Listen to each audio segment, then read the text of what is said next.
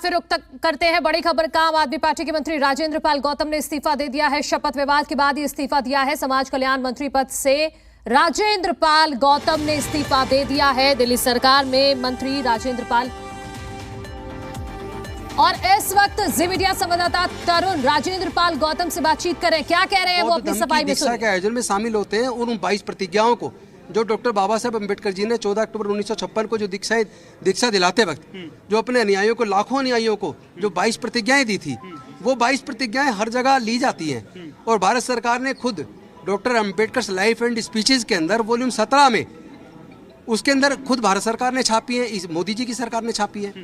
और उसी शिलालेख को उन्होंने दीक्षा भूमि में नागपुर में भी लगाया। पूरा तर्क संगत मान रहे हैं गौतम जी, तो इस्तीफा देने की जरूरत क्यों पड़ी? नहीं, इस्तीफा इसलिए कि वो बिना वजह जातिगत उन्माद पैदा कर रहे हैं, धर्म का उन्माद पैदा कर रहे हैं।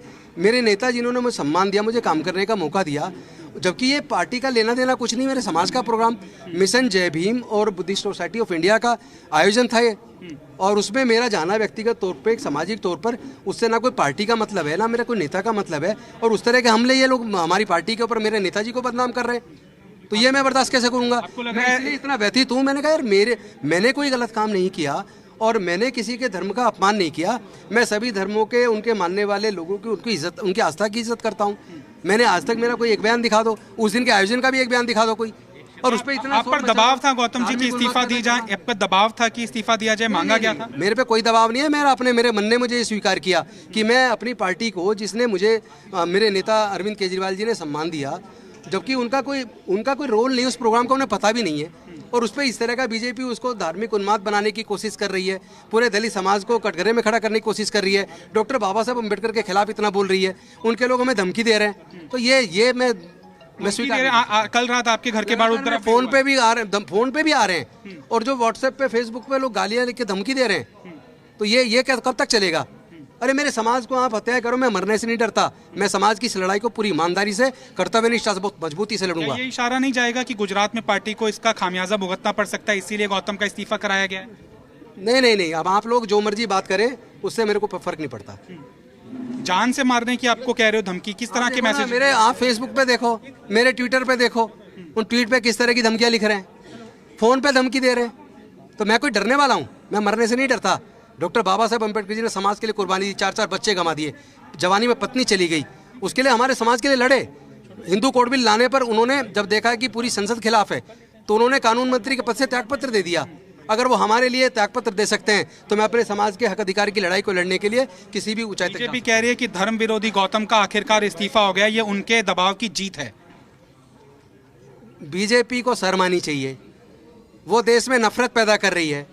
वो उनके लोग जाति और धर्म पूछ के हत्या कर रहे हैं। हत्या और रेप करने वाले जिनको सजा हो गई कोर्ट से, उनको कोर्ट से छूटने के बाद माला पहना के मिठाई खिला रहे हैं, महिलाओं का अपमान कर रहे हैं। ऐसे लोग से क्या कहना?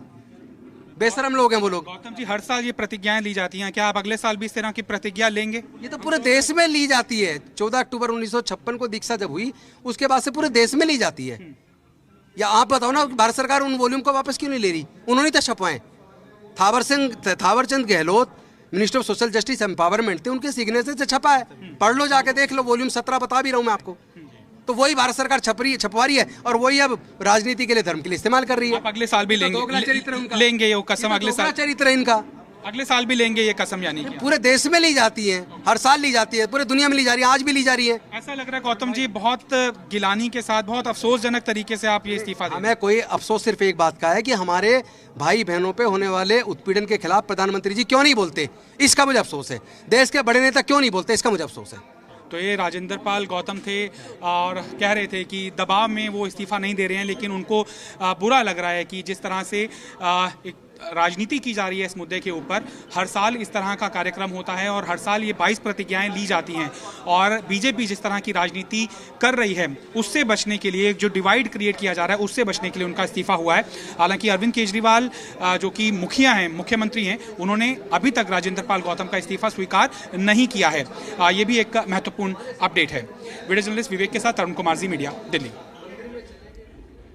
तो राजेंद्र पाल गौतम को आप एक्सक्लूसिव सुन रहे थे। मेरे सहयोगी तरुण ने बात की है उनसे और वो कह रहे हैं कि जैसा कि ट्वीट में भी उन्होंने दर्शाया है कि वो कह रहे हैं कि मैं आज कई बंधनों से मुक्त हुआ हूं और मेरा आज नया जन्म हुआ है। अब मैं और अधिक मजबूती से समाज पर होने वाले अत्याचारों और अधिकारियों की लड़ाई को बिना किसी बंधन के जारी रखूंगा।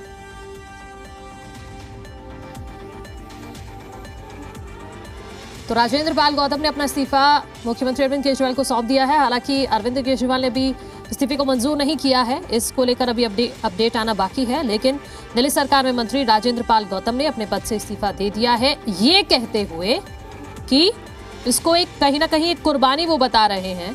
वो कह रहे हैं कि उन्होंने कुछ गलत नहीं किया, इसको गलत तरीके से दिखाया गया।